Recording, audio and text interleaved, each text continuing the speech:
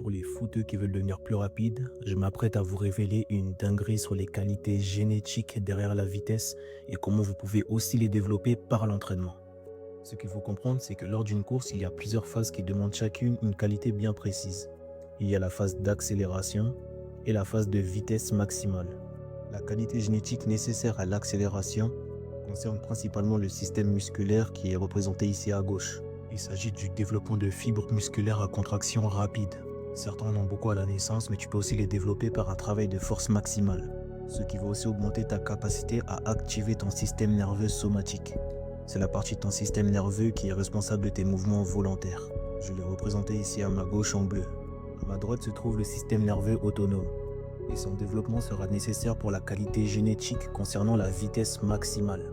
Car en vitesse maximale, ta vitesse est trop élevée pour être atteinte et être maintenue seulement par la vitesse de contraction de tes muscles. Les tissus conjonctifs, fascia, ligaments et tendons, représentés ici à ma droite, vont à un moment de la course prendre le relais pour te permettre d'atteindre et de maintenir ta vitesse maximale. Et cela en te permettant de rebondir comme un kangourou grâce à leur élasticité et leur raideur.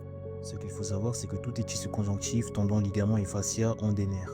Et une bonne activation du système nerveux autonome, donc à ma droite, permet de les maintenir en tension. Cette tension, c'est la raideur qui te permettra de rebondir.